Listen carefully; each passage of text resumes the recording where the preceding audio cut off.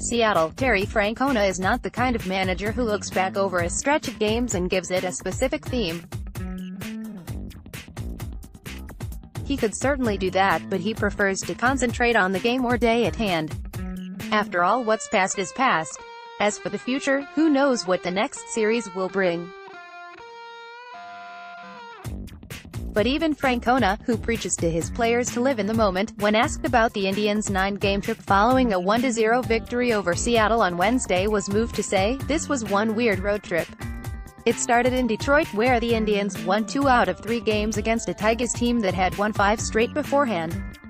Nothing unusual about that. The Indians moved on to Kansas City, where the Royals welcomed them, skidding along on a 10-game losing streak. It was going to be an easy weekend at Kauffman Stadium, right? Wrong. The Royals swept a 3-game series from the Indians.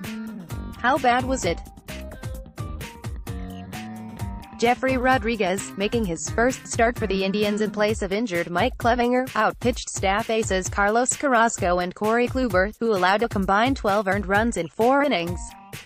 Finally, the Indians headed farther west to Seattle, where the supposedly rebuilding Mariners had lost 3 straight to Houston, but were at the top of the all-leaderboard in just about every important defensive category. The Indians, meanwhile, were at or near the bottom of all those lists. It didn't matter because the Indians, specifically Trevor Bauer, Shane Bieber and a rejuvenated Carrasco, pitched like everyone predicted they would in spring training. The Indians swept the powerful Mariners by scores of 6-4, 4-2 and 1-0. "When we came to Seattle, our expectation was the same as always, that we play that game that day," said Francona. "That's what I always feel like.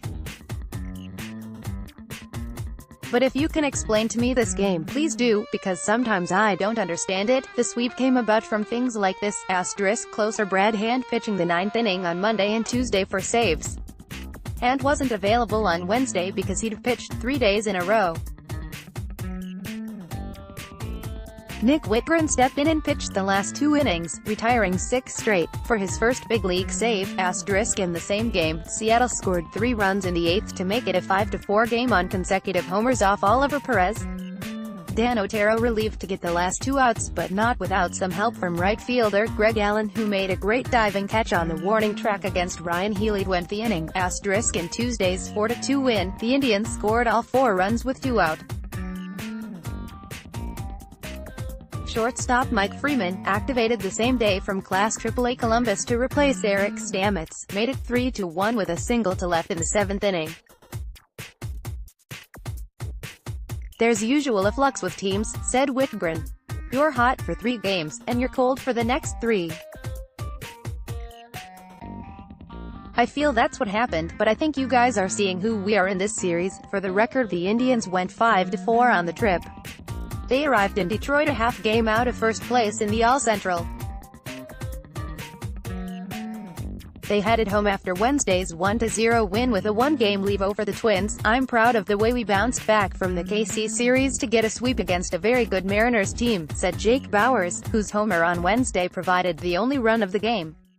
Over the last 6 years, the Indians lead the All with 262 road wins during the regular season. Boston is second with 261. In the middle, Bauers hit his homer in the 5th inning Wednesday.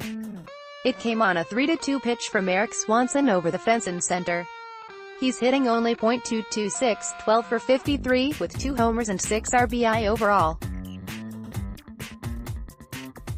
He's hit in 10 of his last 14 games and is 5 for 9 in his last 3 games going back to Sunday's 9-8 loss to the Royals.